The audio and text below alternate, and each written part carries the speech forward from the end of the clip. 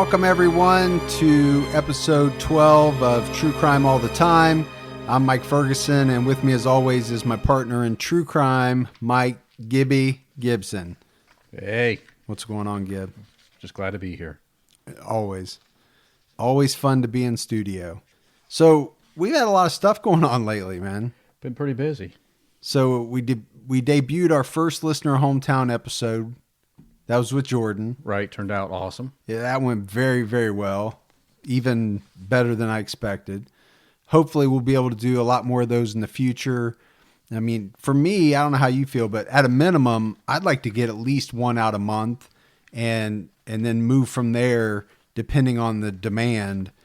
I've probably got 6 or 8 people at least that have expressed interest, maybe even more. If you guys are liking it, let Mike know. And that way we can add. I'm thinking we could do it twice a month. Yeah, I mean, whether it's on Facebook, email, Twitter, I just reach out to me. Now, the one thing is bring a case, because I've had a lot of people say they want to do it, but they haven't offered up a case. So really kind of sit down and think about a good case that you know a lot about. In your hometown. Around your hometown, and then come to us. So the second thing is our new spinoff podcast, True Crime All the Time, Unsolved, debuted, and it was a huge success right off the bat, which was unbelievable. I just feel like all the people that listened to this podcast really came through for us and jumped over and downloaded that one. That one's still really new, but hopefully everybody likes it. We're getting good reviews. Absolutely. Jenny Carreri is an amazing woman. And she did an excellent job of helping us break down her incredible story, identical twin sisters unsolved case. If you have not checked that out and listened to that episode, you've got to listen to it, because I mean, number one, it's a heartbreaking case, but number two, you've got how many times you're going to have an identical twin sister who's there to fill in and give you all the details. I mean, that was just amazing. Exactly.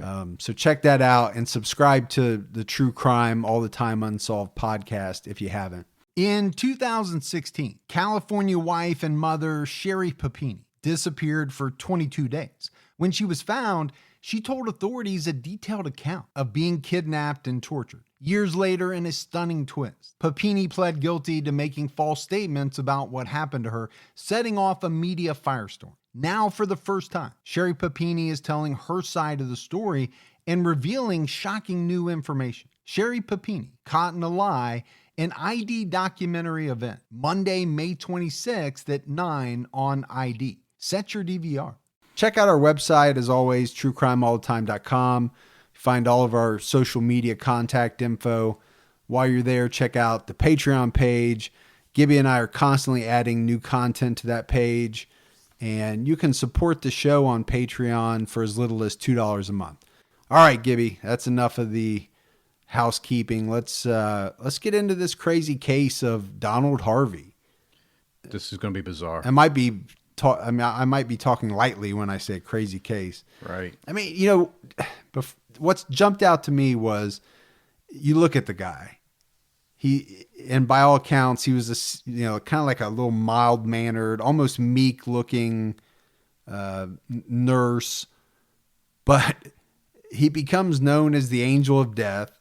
Yep. And racks up a victim total that, depending on who you believe, who you believe, could range anywhere from 37 all the way up to, at one point he said 70. Right. So, I mean, either way, even on the ones he was convicted, he's a very prolific serial killer. Yeah, especially as we dig into this and find out his methods and reasonings behind some of this. And one thing that's different about him is he basically used his job, right, as a nurse to do most of his killing.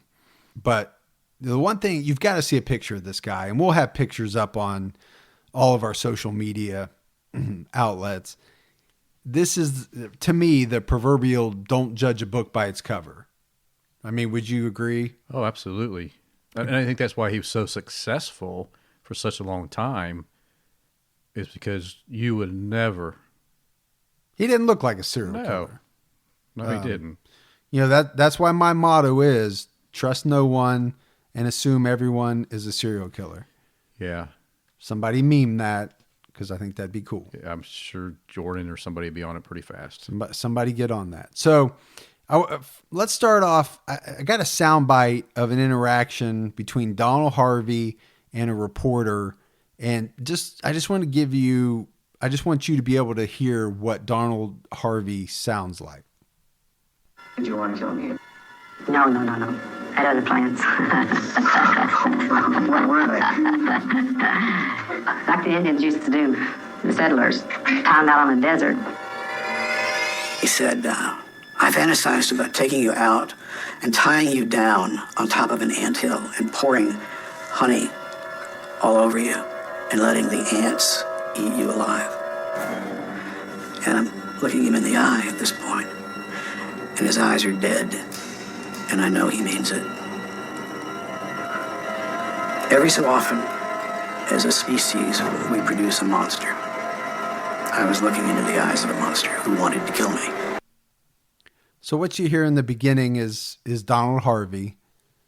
Sounds like he's just taking a hit off of a helium balloon. Yeah, sure did, didn't it? It's got a very, very strange voice. Kind of goes with his strange look, I think. Right.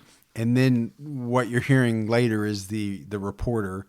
Yeah, I wanted to play that kind of towards the beginning to give the listeners some frame of reference of, they've probably already seen the pictures because we'll put those out ahead of time. It's kind of like Gomer Pyle gone serial killer. Or Gomer Pyle just took a hit off of a helium balloon or something like that. It's a weird voice. As always, let's start with the background. So Donald Harvey is born in Butler County, Ohio in 1952. Gibby, for you and me, Butler County is very, very close. Very close, yeah. Not far away from us at all. But Donald doesn't stay in Ohio very long because his parents moved to Boonville, Kentucky, which is a small community near the Appalachian Mountains. In interviews that I saw, his mother, whose name was Goldie, she stated that Donald was brought up in a very loving environment, and Donald was, just this great kid, a very good boy. And the principal of his elementary school backed that up as well. Yeah. It said that he attended this elementary school for 8 years. So, that's got to be a pretty small community. Right. So this principal was quoted as saying, Donnie was a very special child. He was always clean and well-dressed and his hair trimmed neatly. She went on and said, he was a very happy child, very sociable, very well liked by other children. In other words, Gibbs, she just never saw anything out of the ordinary with Donald Harvey. Yeah. He was a good student too, right? Yeah. A's and B's. Yeah. Yeah. When he gets into high school. But that's not the whole story. No. Because, both you and I, digging a little deeper, found a lot of information. Well, I shouldn't say a lot. Found some information about some very traumatic experiences that he has as a child. And, we go back and talk about that's become a repeating theme. Right. Right. In these podcasts. Exactly. It is. I mean, so we know that his uncle and his uncle's friend would abuse him. And this started at the age of 4. So we kind of know what that does. But even before that, his father dropped him on his head at 6 months old. Before his little soft spot thing had fully formed. And we've talked about that before. Head trauma as a youngster and how that plays into, later actions by some of these killers. Right. These are more than coincidences that we keep doing these podcast episodes, and things that come up are head trauma, abuse, traumatic experiences. It's not just a coincidence. Right. So dropped at 6 months old. At 5 years old, he falls off of a truck and has like a 12 centimeter long gash in the back of his head. And so that's like two separate occasions, traumatic brain injuries, probably. And then, like you talked about, this abuse, at the age of 4 by the uncle on his mother's side. Right. And then a year later, another sexual abuse starts happening by an older neighbor. So, I mean, he's not being abused by one person. He's being abused by two separate people. And the one other thing I read before, I want to talk about the abuse a little bit more, but there's a lot of things I read that said he had a happy childhood and, his mom said good things about him. But then you find some interviews that talked about, his mom bringing over strange men a lot when his dad was not around, and he saw a lot of this. So, I think he went through a lot of crazy stuff as a child. But let's get back to the sexual abuse, because we know that had to have played a big factor. Oh, it had to. But one of the craziest parts about it is both of these relationships, I shouldn't call them a relationship, it's sexual abuse. Both of these sexual abuse cases, they go on until Donald is 20 years old. I mean, he's a full-grown man by the time this ends. I don't know if you read this, Gib, or what your take on it is, but in later interviews, Donald Harvey would say that by the age of 11 or 12, I forget which one, but he started to become, and I almost hesitate to say this because people are going to get pissed, but he said this. He started to become more of a participant in these interactions. Well, maybe that was his way to get through them. I don't know. You just never, His exact quote was, if his uncle was going to have fun, he was going to have fun too. Yeah. That's pretty. And he was gay. Yeah. And I assume that maybe this is about the time, or at some point during this time, is when he probably realized that he was gay. But that one really stuck with me, where, you're talking about a kid at 11 or 12. I mean, number one, shouldn't be put in a spot where he's being sexually abused at all. But number two, he's later claiming that at this point in his life, he was starting to be a willing participant. And I, you can look at a lot of people that abuse other people, and if you go back in their history, you find that a good amount of those people were abused when they were kids also. So the cycle continues. Yeah.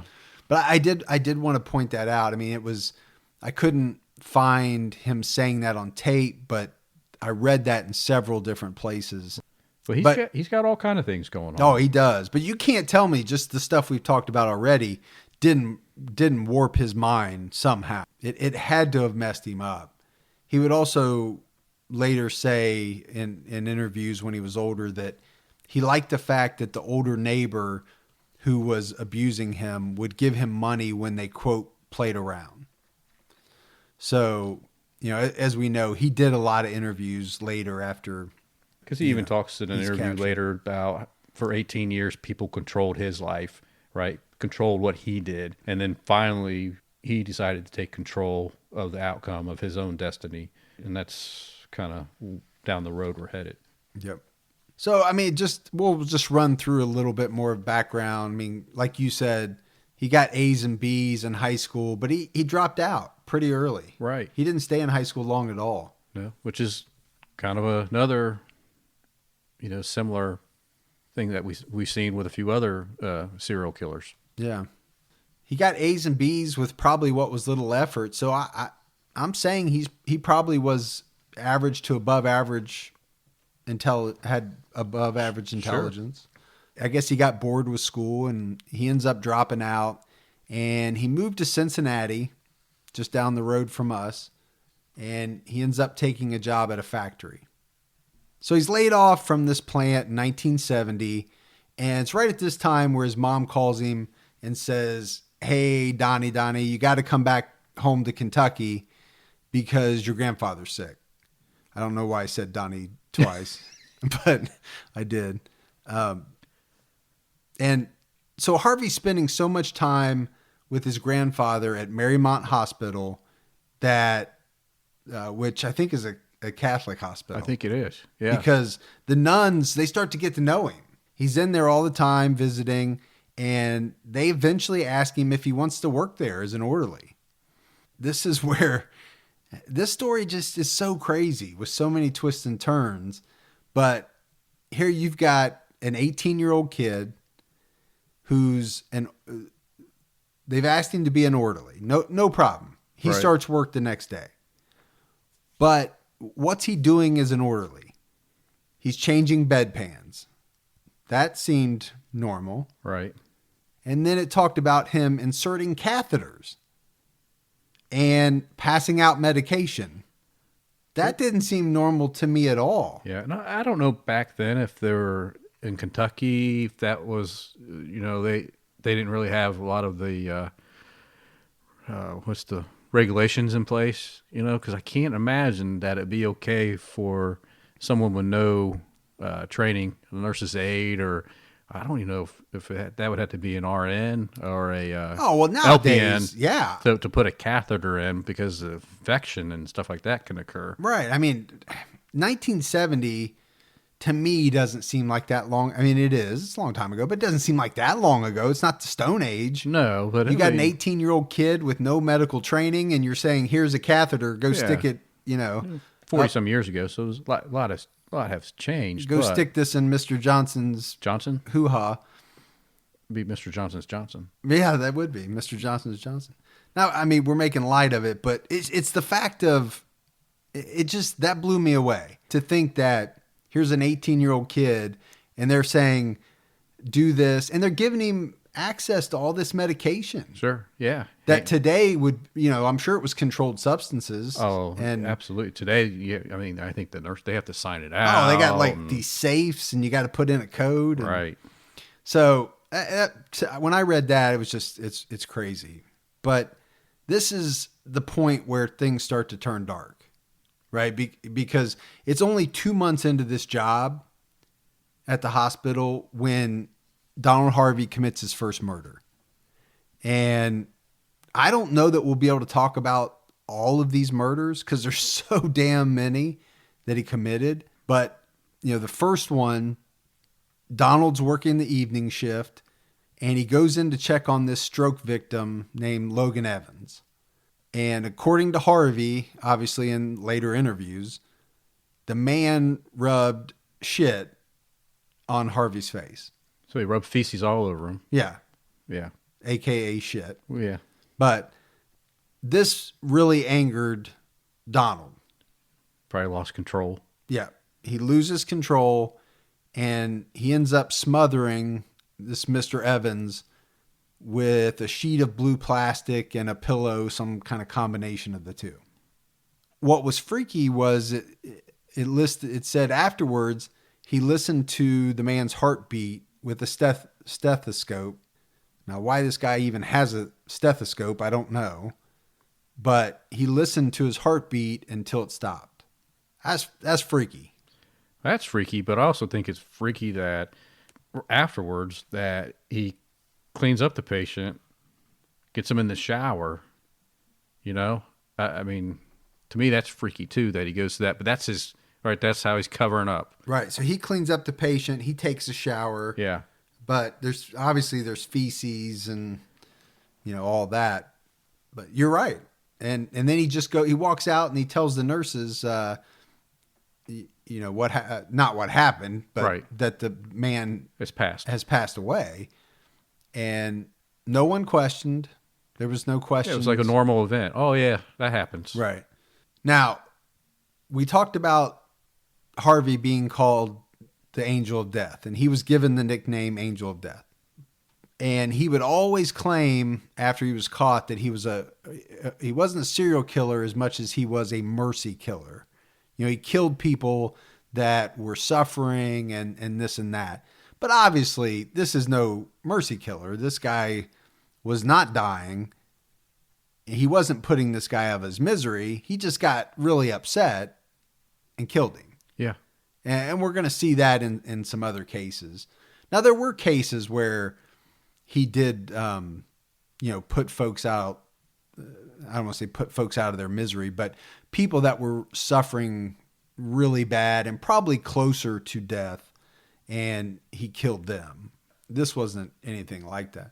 True Crime All the Time is sponsored by BetterHelp. You know, folks, therapy can feel like a big investment, but let's think about the state of your mind. It's just as important as your physical health. Traditional in-person therapy can cost anywhere from $100 to $250 per session, which adds up really fast. But with BetterHelp Online Therapy, you can save, on average, up to 50% per session. With BetterHelp, you pay a flat fee for weekly sessions, saving you big on cost and time. And you get quality care at a price that makes sense and can help you with anything from anxiety to everyday stress. Your mental health is worth it, and now it's within reach. I've used the BetterHelp service for years. And I love the fact that, I can connect with a therapist in a comfortable spot in my home on my laptop. With over 30,000 therapists, BetterHelp is the world's largest online therapy platform, having served over 5 million people globally. Your well-being is worth it. Visit betterhelp.com/TCAT today to get 10% off your first month. That's BetterHelp, HELP.com/TCATT. Even the smallest step forward can make a big difference in your financial future. When you open a Chime checking account, you're one step closer to a better financial future with no maintenance fees, fee-free overdraft up to $200, or getting paid up to 2 days early with direct deposit. Making progress has never been easier. I think we've all been in that position where we've had an overdraft. Well, with Chime, you can overdraft up to $200 with no fees. That's amazing. And they have over 50,000 fee-free ATMs. Make progress towards a better financial future with Chime. Open your account in 2 minutes at chime.com/TCAT. That's chime.com/TCATT. Chime feels like progress. Banking services and debit card provided by the Bancorp Bank N.A. or Stride Bank N.A., members FDIC. Spot me eligibility requirements and overdraft limits apply. Fees apply at out-of-network ATMs. MyPay eligibility requirements apply. Credit limits range from $20 to $500. $2 fee applies to get funds instantly. Crime checking account required. Go to chime.com/disclosures for details. The second person, and this was, I think, the very next day, and correct me if I'm wrong, because, you and I always have our own notes. We do our own research, but That was I think it was within a few weeks, but I had it the very next day, he accidentally killed somebody. really? Because by using the wrong catheter size. Okay. And so this one probably was not even... So the intent was not there. Yeah, he didn't even mean to kill this guy. Right. He was just bad at his job. Right. He was an 18-year-old kid that shouldn't have been using a catheter on people in the first place. And then, like you said, a couple weeks go by, and then I think he does commit his first mercy kill. I have it as Elizabeth Wyatt. Apparently, she had been telling him she was ready to die, and she told him that she wished she could die. So he turned her oxygen supply very low. And in about 4 hours, she was dead, and a nurse found her. And we're going to see a lot of different ways that Donald Harvey killed people. Right. But oxygen tanks was a big one. Right? He could control the flow of the oxygen. flow of it. He could shut it completely off. But so far, so he's killed a couple people, maybe one guy by accident, if I have my facts straight. Nobody has suspected anything. No. I mean, one of the things that we have to talk about is he is in an environment where, number one, he has complete access to patients. And a lot of times he's alone with, right? He's alone with patients. Right. And these are, a lot of them, very sick people who could die on their own, possibly. So there's a lot of opportunity for him to kill and for people not to question it, I guess is Yeah. what I'm getting at. I mean, for a killer, he's in the perfect environment. And I think after these first couple, he realizes that, hey, nobody's going to catch me doing this. They haven't even questioned. Nobody's even questioning the fact that these people died. So he starts to ramp up, and I think within less than a year, he kills 12 to 14 people, give or take. Yeah. At this Kentucky hospital alone in less than a year. And we don't have to talk about every one of them, but again, a couple more he killed by accident. One that was very significant and for sure that I wanted to talk about happened in July of 1970. So this is still 1970, right? That we're talking about. And Donald Harvey killed a man named Ben Gilbert. The reason why this one was significant was because it was his first premeditated murder. It wasn't because he got angry. It wasn't because he was bad at his job and accidentally did something he shouldn't have. This was, and not a mercy killing. Ben and Donald get in a fight, and somehow, I don't know how, because I don't know how old this Ben character was. 81. Yeah, he's 81 years old. I knew he was older. I wasn't sure of his exact age. Yeah. But he beats the shit out of him. Hits him over the head with a bedpan. Right, knocks him out. Yeah. Bedpan to the face. So knocks Donald Harvey out, who, by all accounts, was not a very big guy. I guess he thought he was a burglar or something like that. And got scared and hit him over the head and knocked him out. So anyway, obviously that made Donald Harvey mad, and he waited until later that night when Mr. Gilbert was asleep, and he goes in, and again he's using a catheter, and he used what I read was a female-sized number 20. Now that means nothing to me because, but our nurses out there will know what that means. If you're a nurse, I'm sure you will. Instead of a smaller number 18 for men.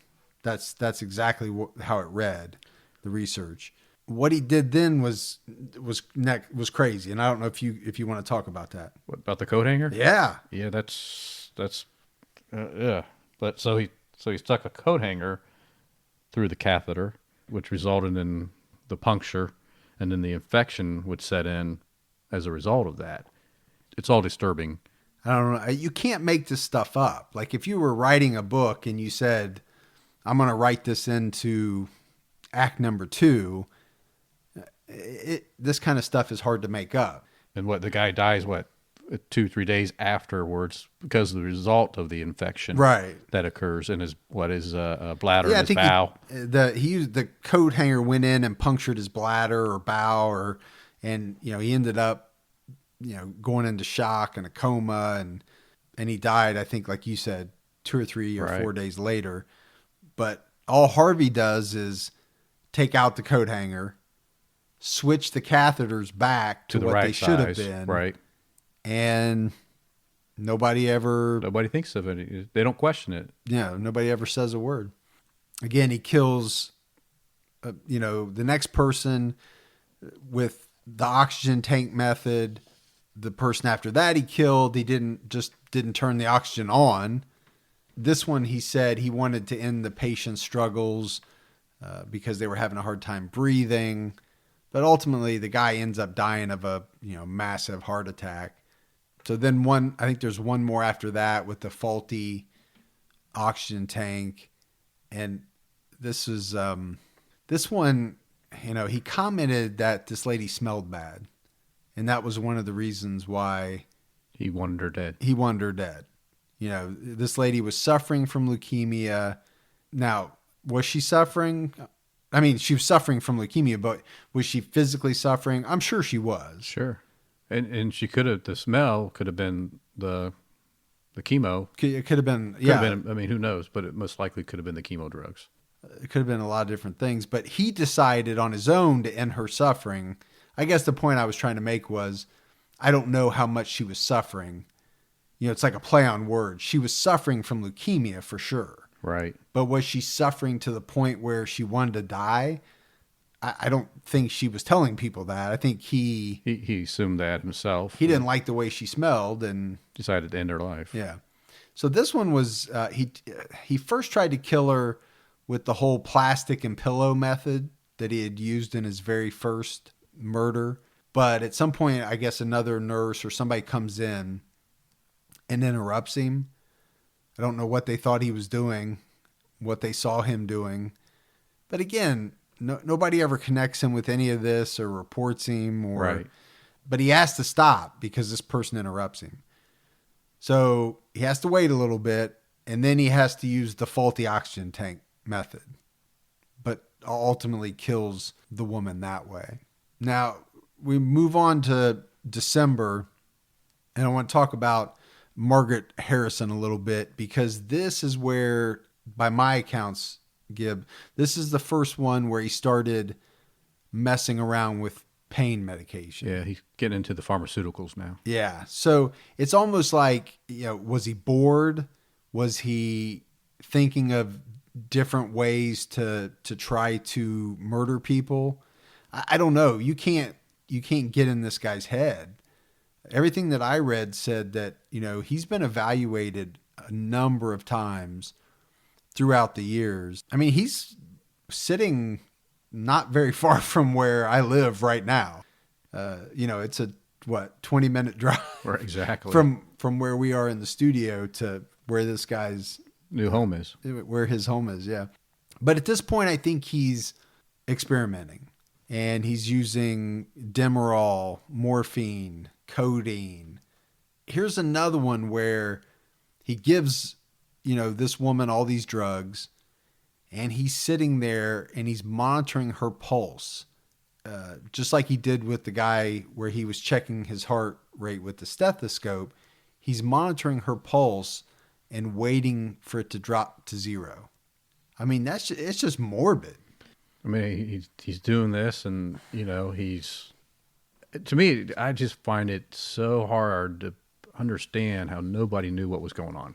That's what blows me away. Well, not because I don't want people to get bored, but we'll just go through, smothered with a pillow, used a faulty oxygen tank again, faulty gas tank again, overdose of morphine. I mean, this only takes us to March. Yeah.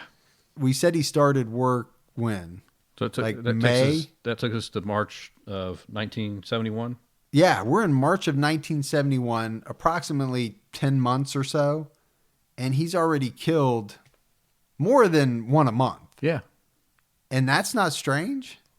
I think they'd have some check and balance. I mean, I know people are going to pass away in the hospitals and nursing homes. Right, and they do. Like that, a lot of people do. But it just seems, I would have thought that someone would have said, man, we're losing a lot of people when... And every time we lose one... Donald Harvey's involved. This weird-looking 18-year-old Donald Harvey was in the room. Exactly. Right before they died or something. You would think somebody would clue in. I don't know. But that brings us up to March, and this is when he leaves. He decides to leave the hospital. I mean, there's a reason he leaves, right? March 31st, 1971. What I have a count of is that he's drunk and he's disorderly. But he's already left the hospital because his last day was on March 27th. Okay, so this is after he leaves the hospital. Yeah, what you're getting to, his according to my account, his last day was March 27th. Okay. And then you go ahead with the March 31st because I think that's a very interesting Yeah, I mean he's story. He's drunk and disorderly, and he was arrested for burglary. And while he's being questioned about the crime, starts babbling incoherently about how he committed some murders. Yeah, I think he said I killed 15 people at the hospital.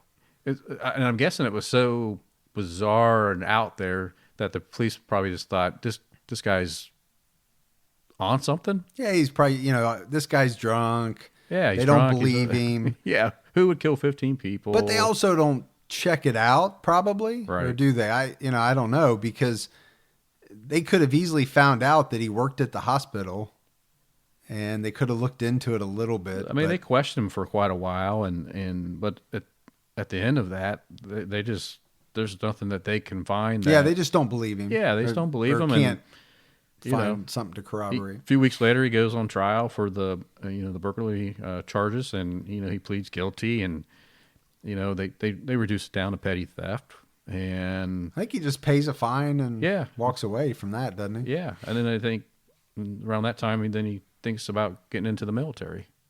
And he does. Why don't you tell us? I mean, he joins. he joins the United States Air Force, serves there for less than a year, and he gets his discharge. And a year later, March of '72.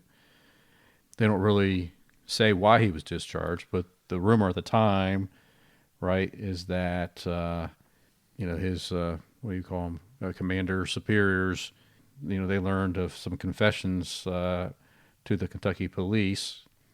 And at that time, they just did not want to deal with any of this in the future with him. So they went ahead and released him from the military. I think that was one of the reasons. And one of the other things that I read was that while he was in the Air Force, he had tried to kill himself. Yeah, depression. With an overdose of NyQuil. And he tried to commit suicide a bunch. And then you're diving into some of his mental issues, right?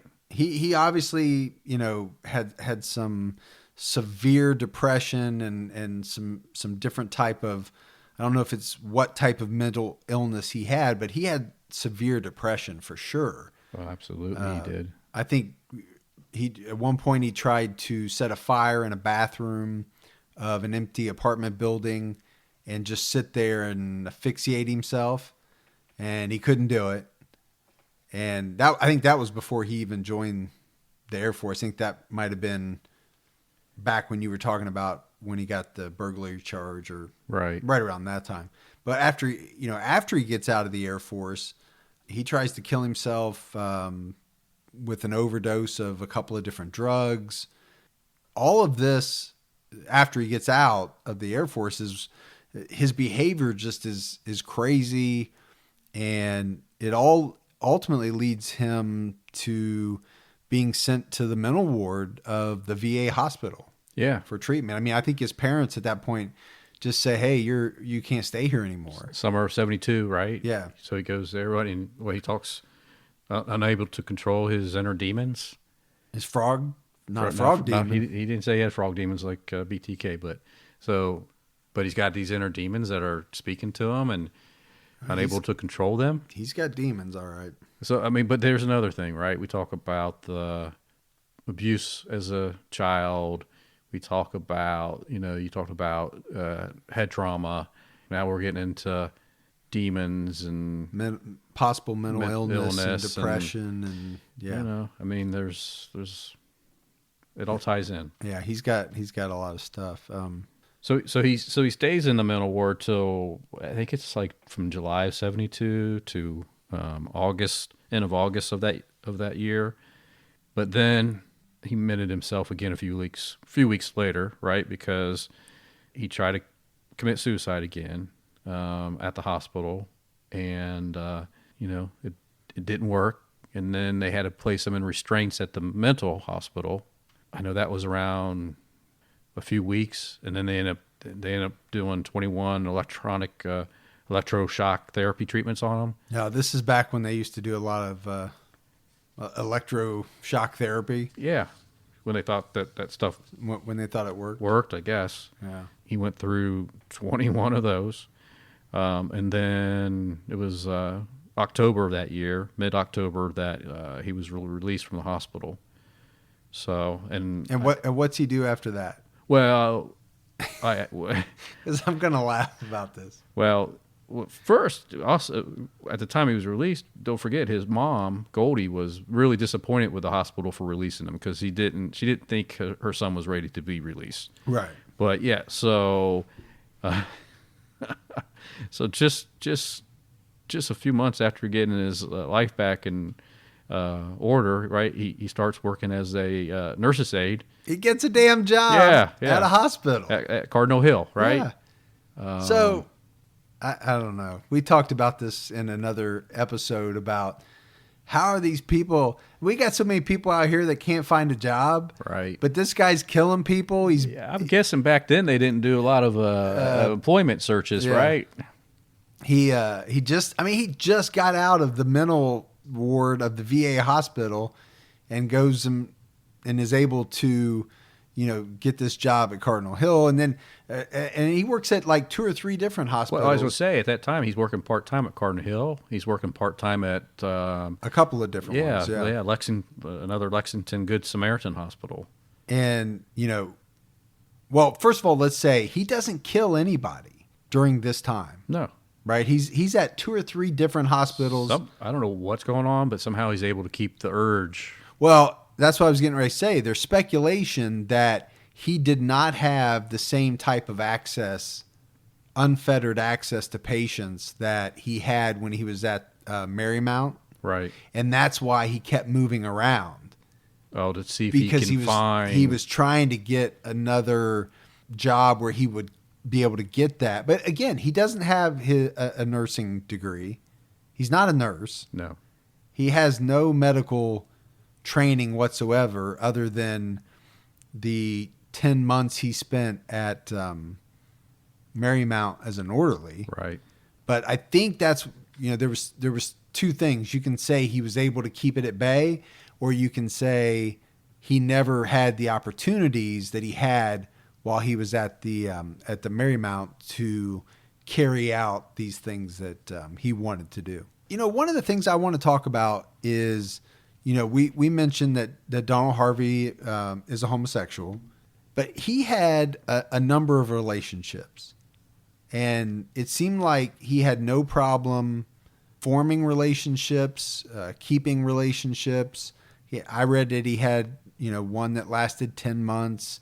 He had one that lasted 5 years, in which he even lived with, this other guy. And so the reason I bring it up is he's not alone. No. During this part of this time frame that we're talking about. He's not the loner in the basement. No. Type of individual. Yeah, he's social. Yeah. He's out there, forming relationships and keeping them. So, but I did want to bring up the relationships because that's something that'll come into play a little bit later. I don't know, Gibbs. I think we're getting up to, 1975 and Harvey moving back to Cincinnati.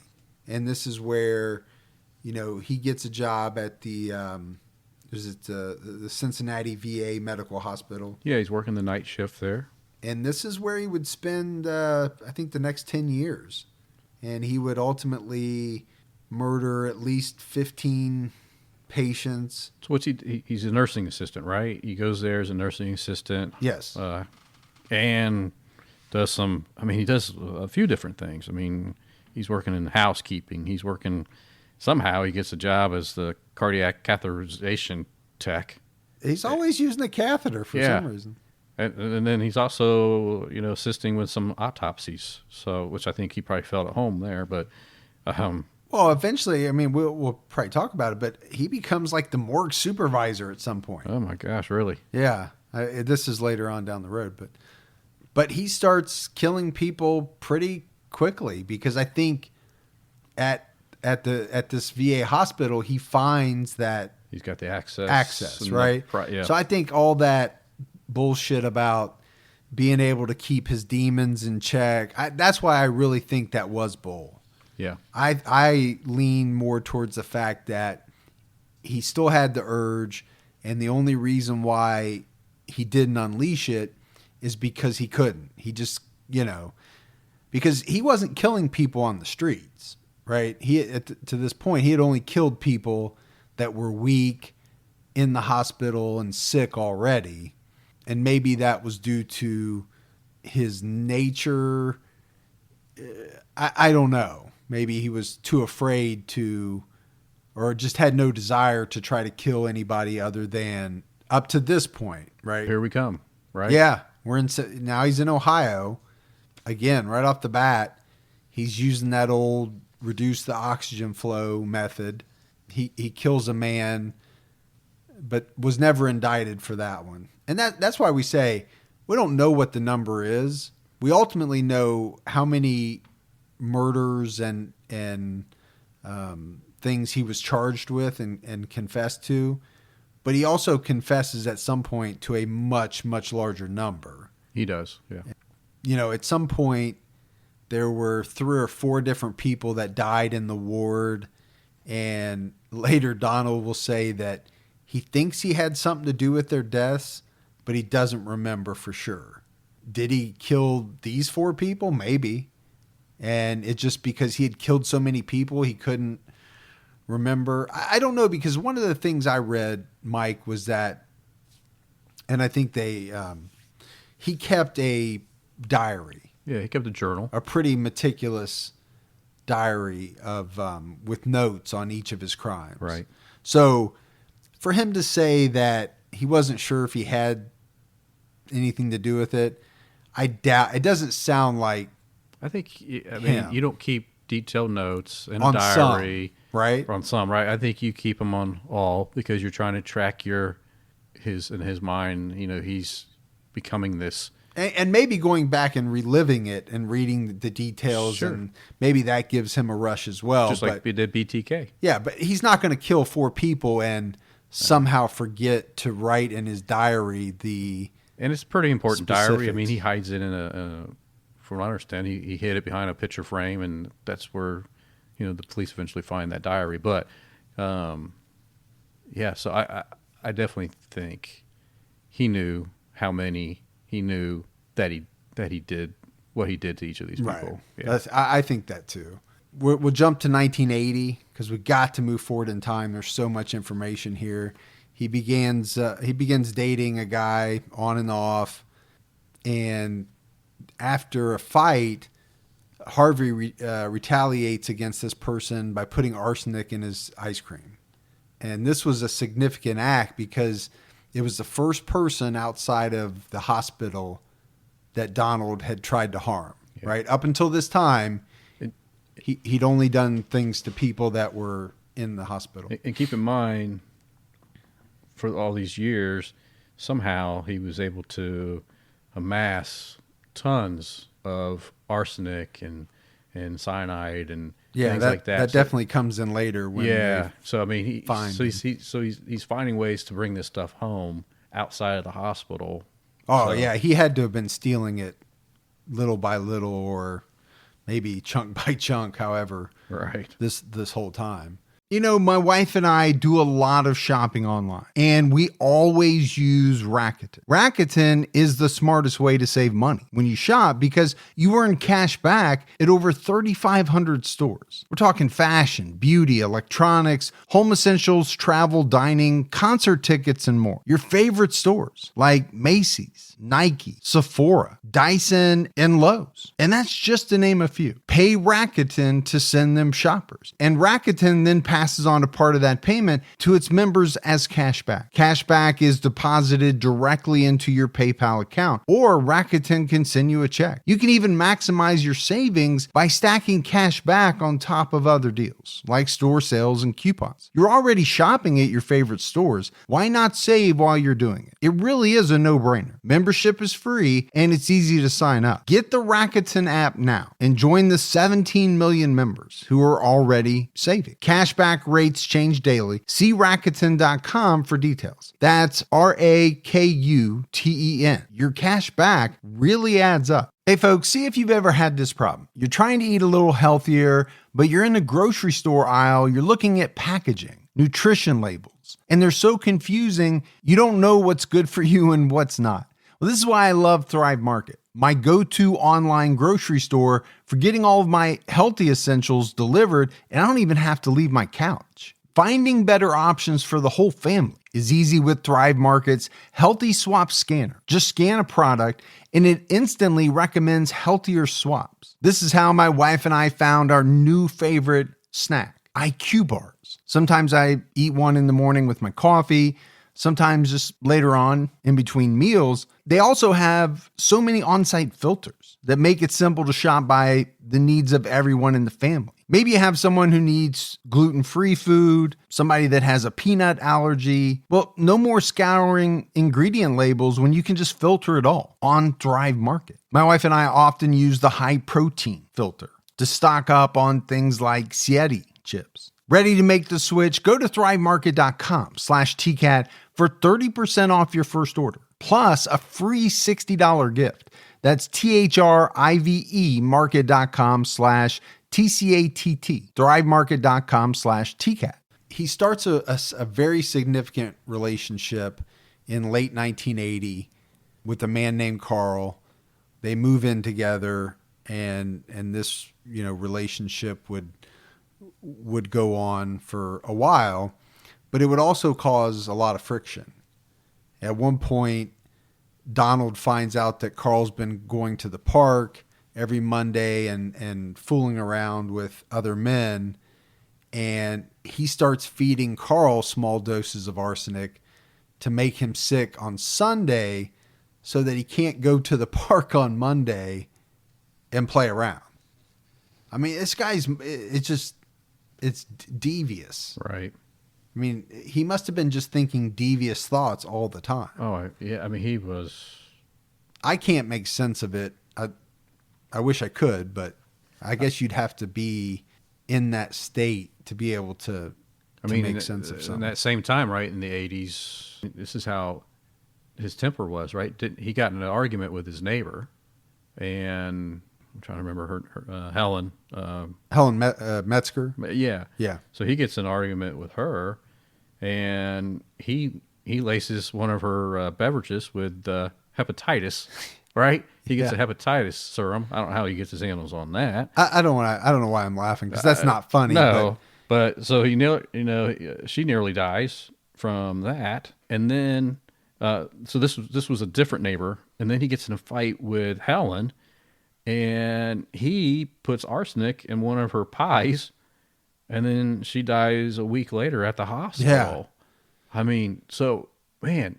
And the one you were talking about, the hepatitis B, the only reason I laughed, and it's not funny, the only reason that he did that is because he thought somehow in his mind that this woman, and this was a woman, was trying to split up his relationship with Carl. Oh.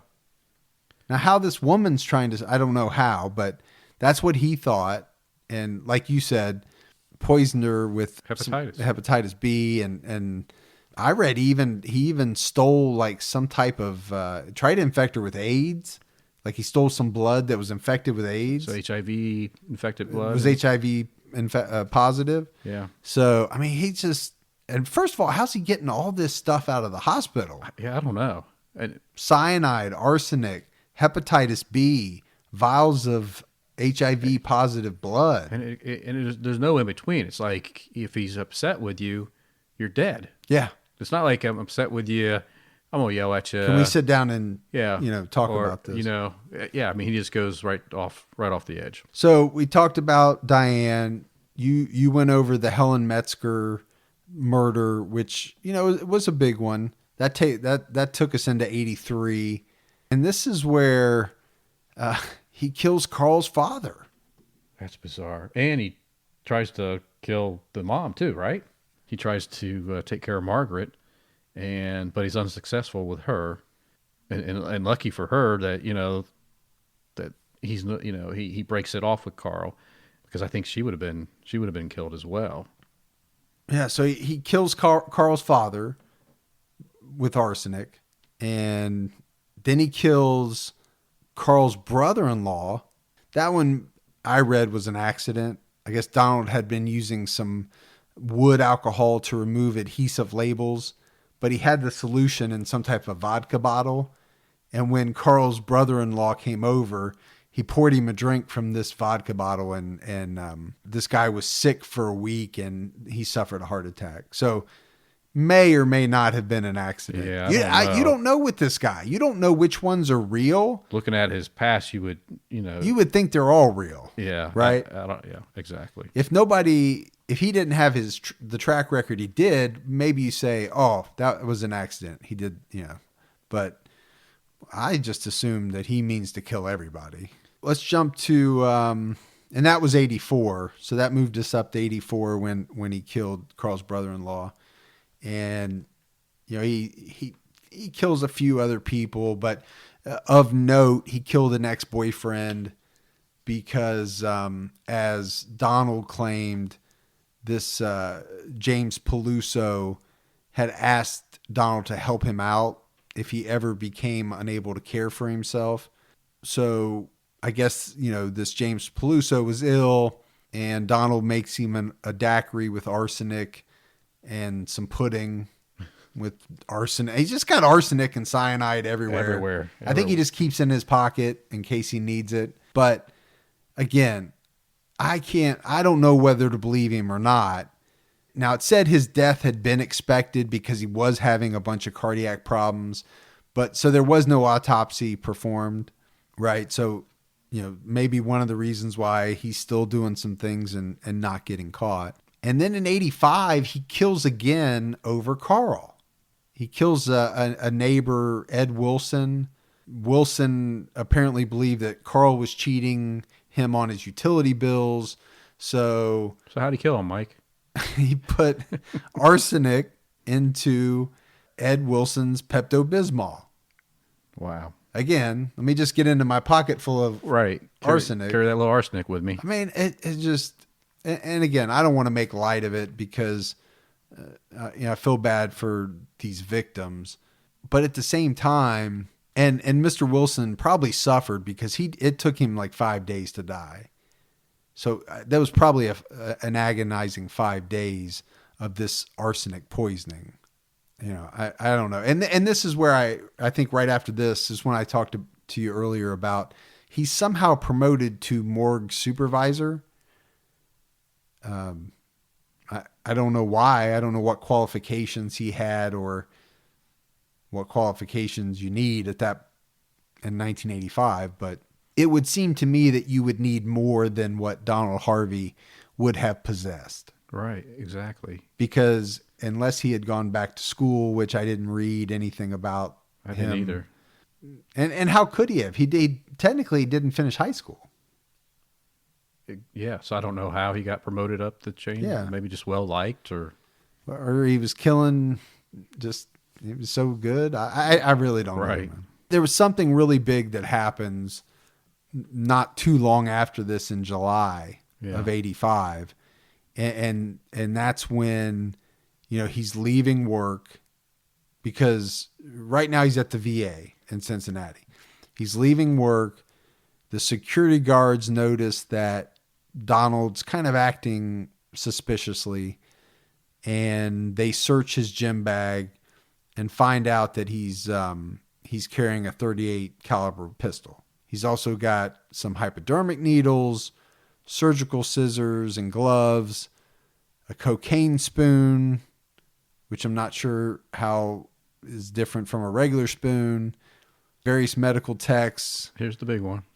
She's got 2 occult books, which we haven't talked about yet. Yeah, but and a biography on a serial killer. Yeah, that's the big one to me. I didn't know if you were... there was a lot of stuff about him and the occult that I kind of left out.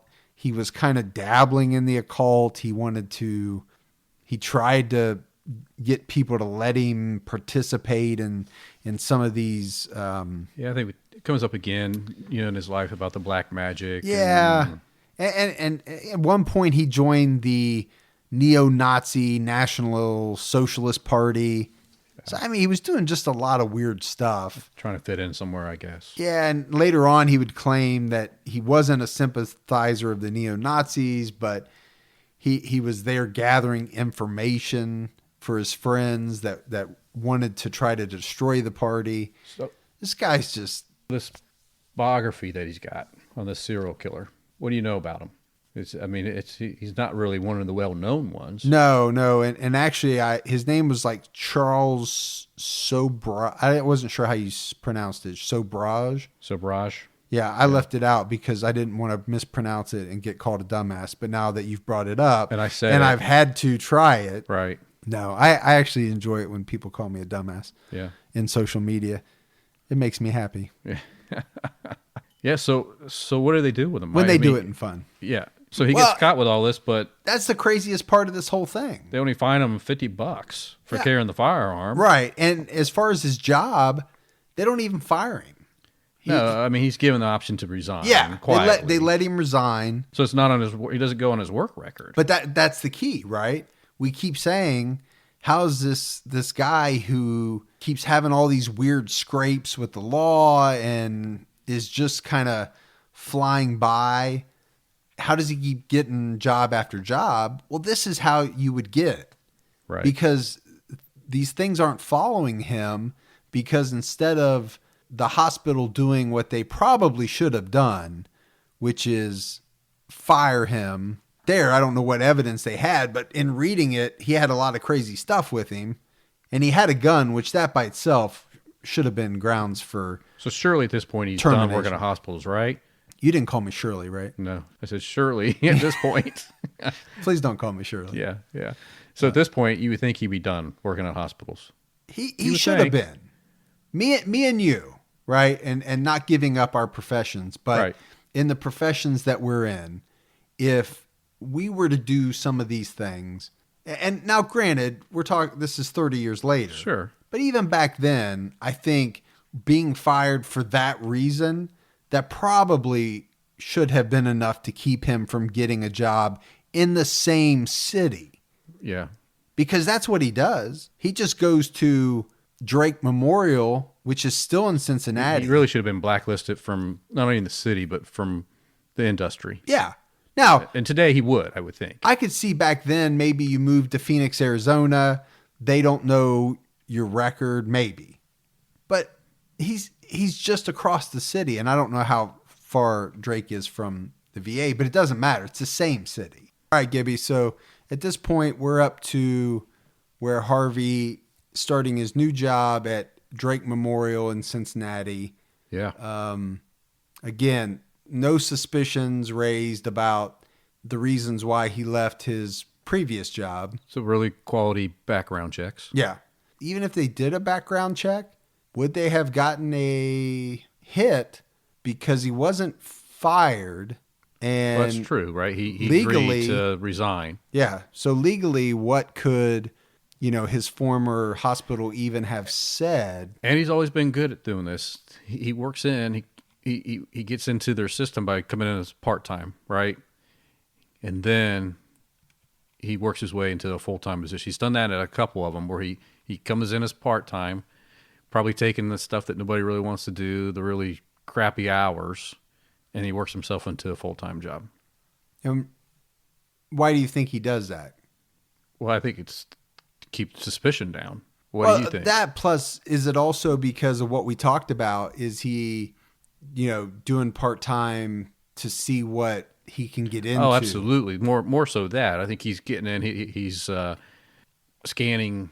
He's taking inventory. He's taking like a lay of the land. Yeah, figuring out what can I get. What kind of access do I have? What kind of freedom are they going to let me have? Yeah, I agree. So then, it's not even 4 days later, he kills another patient the exact same way. 7 days later, he's speeding up. He's going fast. Yeah. He's on a roll. Yeah. and again, nobody is putting anything together. This time he killed a man by putting rat poison in his pudding, died of an apparent heart attack. So one thing I've taken away from all this is don't eat the pudding in hospitals or nursing home. That's what I'm taking away. One of the things. I respect nurses. My mom's a nurse. Absolutely, yeah. And if she's listening to this, which she better be, hi Mom, she's a great nurse. But this guy was scary. Yeah. And there's a couple reasons for that. It's because I think for me is the trust that you have to place in nurses and doctors. And And was he technically a nurse or was he a nurse's aide? Yeah, I don't think he was ever a nurse. Yeah, I think he's a nurse's aide. Right. And there's great nurse's aide out there. But I mean, anybody in the hospital, because you're in a usually in some situations They've got access to you. You're in a compromised state, right? Yeah. So you're putting your trust in the whole hospital system. I'll put it that way. Exactly. And obviously, you can have somebody bad in any scenario, any industry, any type of work. You're going to have great people, and you're always going to have your bad apples. So we're not trying to scare anybody away from hospitals, or especially make especially if I'm a patient anytime nurses. soon. I love you all. I'm going to get a call from my mom. Yeah, you will. I am. Again, the next person, he does rat poison. This was 1 day later. He is really, he's really going fast. Now, on May 2nd, 1986, this is kind of a big deal because he's having a lot of relationship trouble with Carl. He's still with Carl. Carl's still there, huh? Yeah, Carl's still in the picture, but they've been having a lot of trouble. They're arguing a lot. Donald has become paranoid that Carl is somehow out to get him, which is crazy if you think about it, because he's killing everybody and poisoning people that he thinks is out to get him. Right. He's out to get everybody, but now he thinks Carl's out to get him. Neighbors. Yeah. Yeah. But either way, the two of them break up. And then this is in May of 86. That very same day, he kills a woman with cyanide. 3 days later, he gets his employee evaluation. He was rated as good on 6 out of the 10 criteria and acceptable on the other 4. Okay. So, he's middle of the road or halfway decent. An average review. Yeah, he got an average review. Didn't say anything about the fact that he'd been killing people averaging about once every 3 days or so. He waits about a month, and then he kills an individual with arsenic.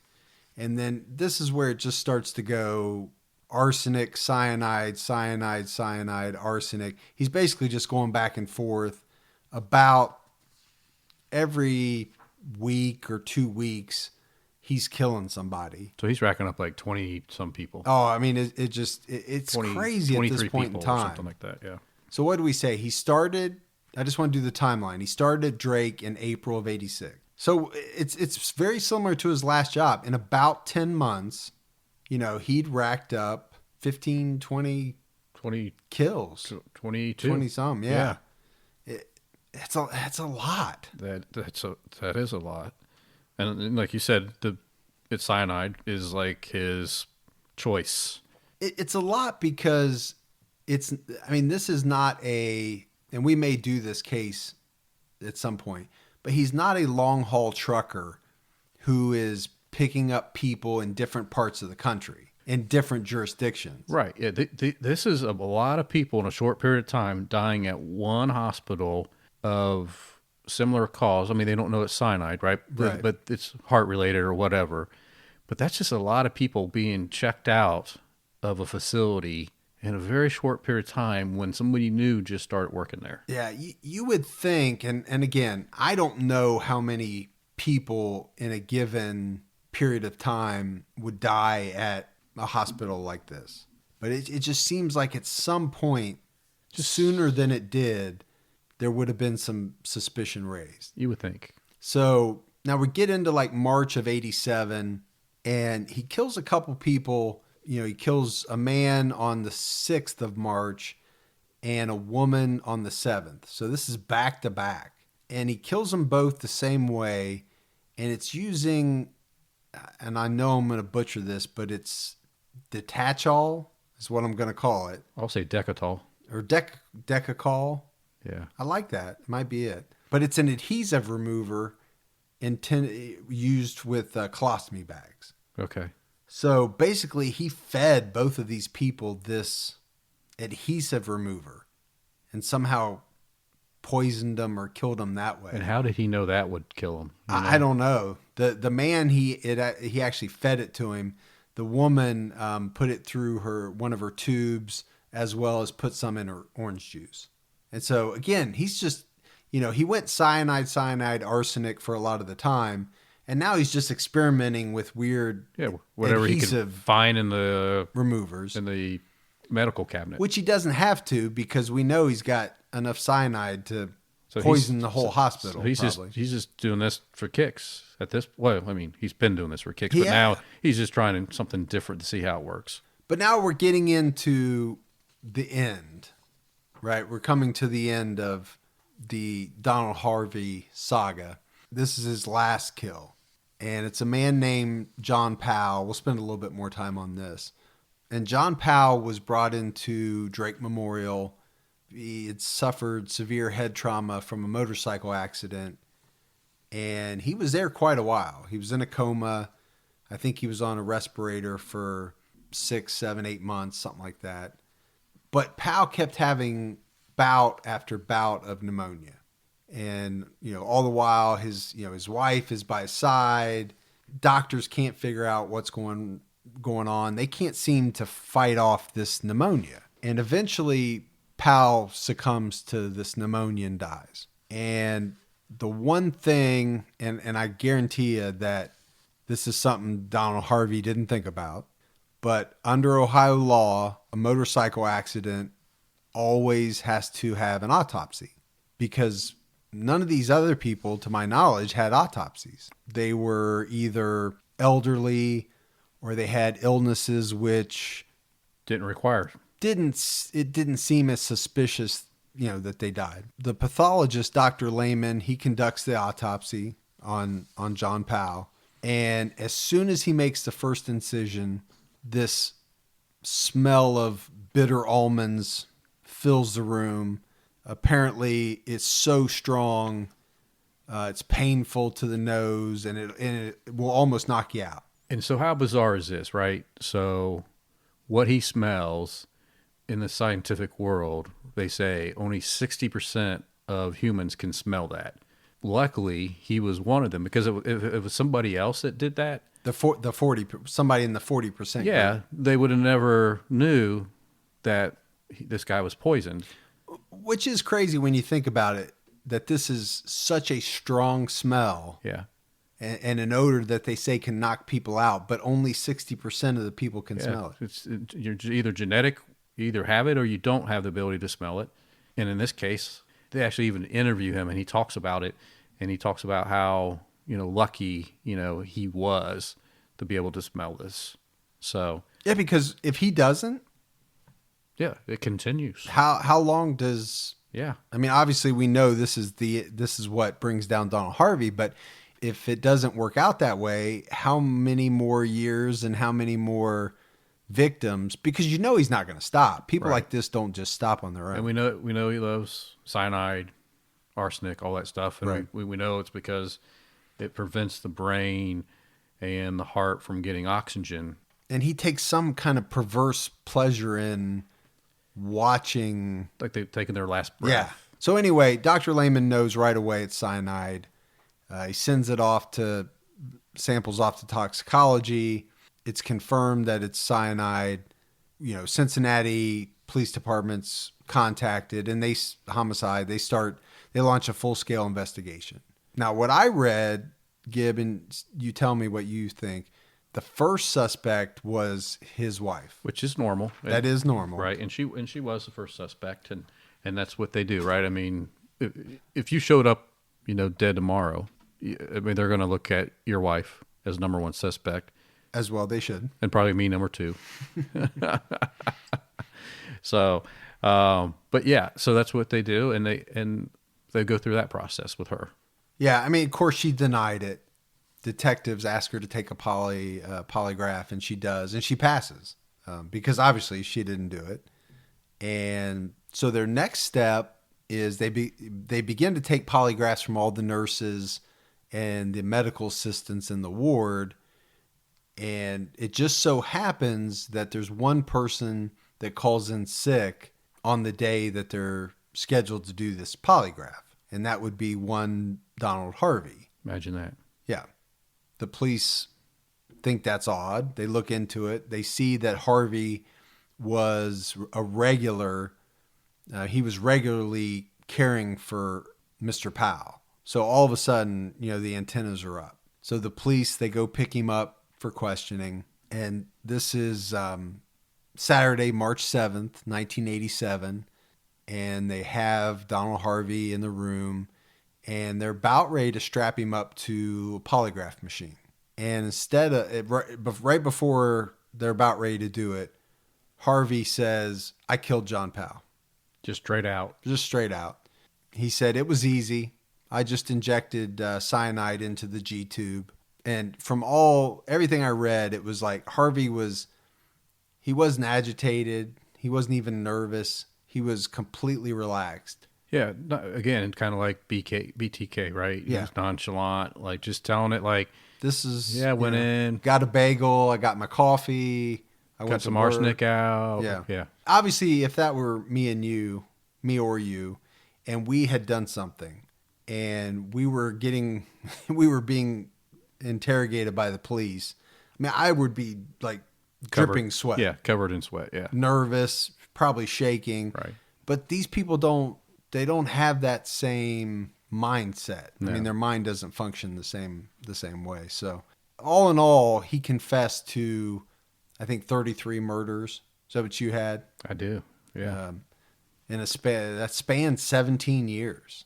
But, as the days would go by, that number would grow to 70. Yeah. It goes to 52 and then up to 70. Right. All the way up to 70. Police are skeptical.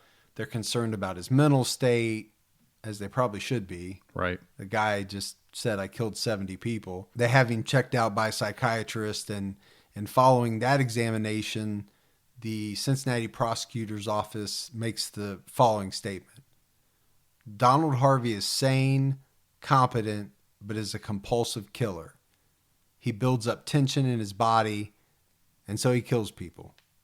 That was the statement that they made. Right. But yet Harvey keeps saying it's mercy killings. Right. And that's what And- he's telling his court-appointed attorney the whole time. He said Powell was in pain. He was breaking out in cold sweats. I just kept thinking, the guy's not going to get any better. I just thought what I was doing was right, which is such BS. Right.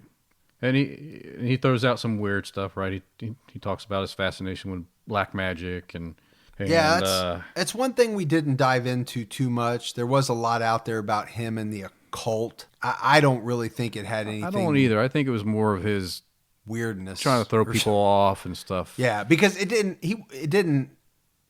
By everything I read, it didn't happen until after he had already started murdering. Right. He didn't murder because he was of that. Yeah. Because he was into the occult. I think he got into the occult because he was a weird little shit. That's just my own 2 cents. And I know you love this part. So the investigators, they go to his house. I guess up until a certain point, or right after he was caught, he had been telling them a lie about where he'd gotten the cyanide from. I don't know if he said he was getting it from the hospital each time or whatever. But they go to his house, they open up a cupboard, and he's got 30 pounds of arsenic and cyanide. Yeah. 30 pounds. That's a lot, man.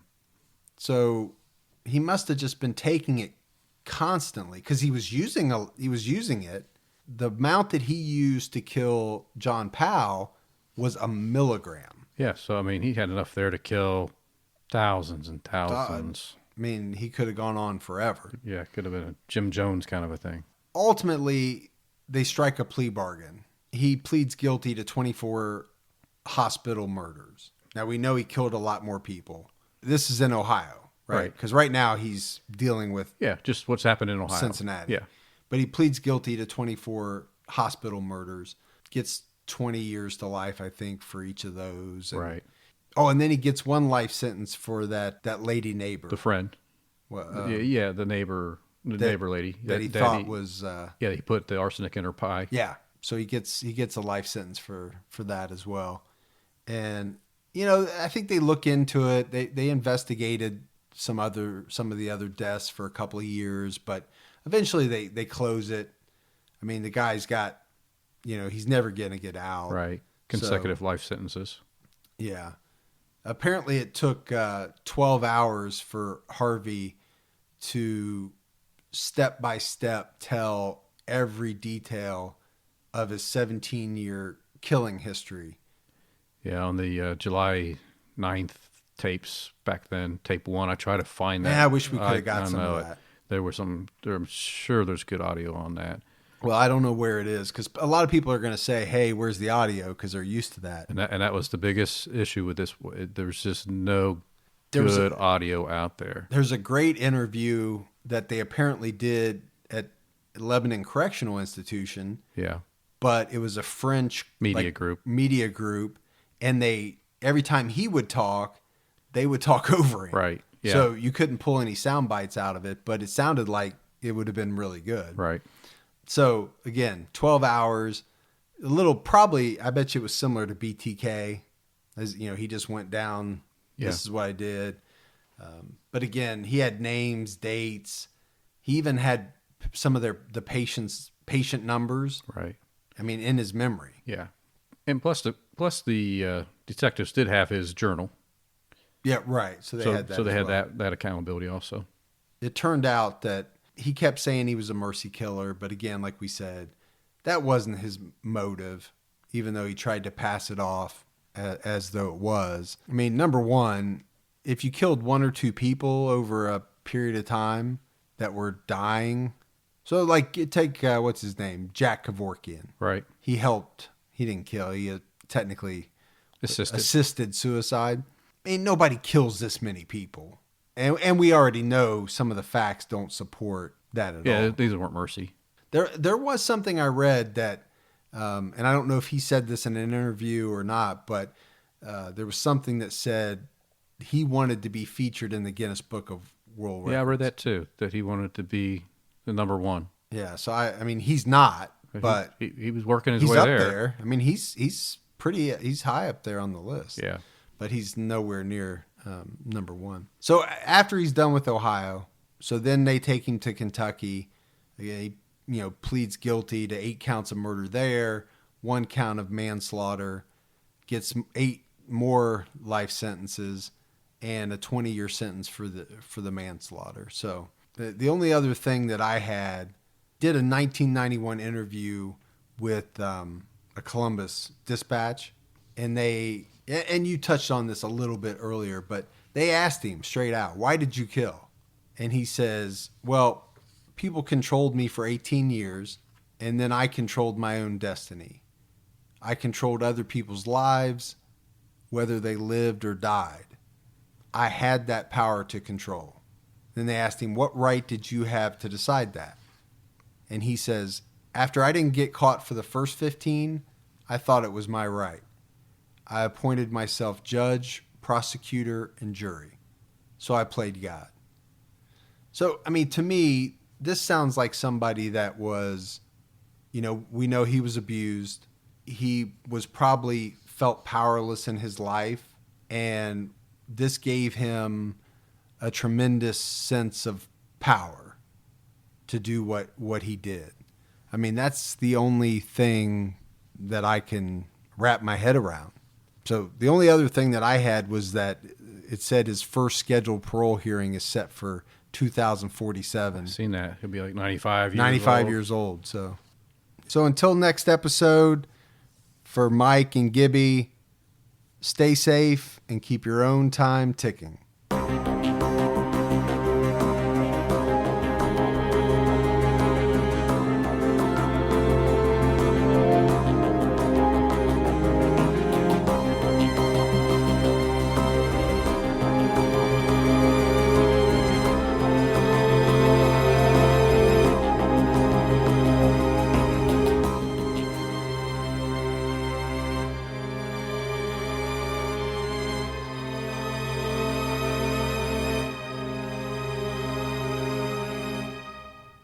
At Hotels.com, we know some travelers crave an ocean breeze. Others don't want to deal with sand. And oftentimes, those two people end up together. Compare properties side by side to find yourself poolside, oceanside, and still in a relationship. Find your perfect somewhere with Hotels.com.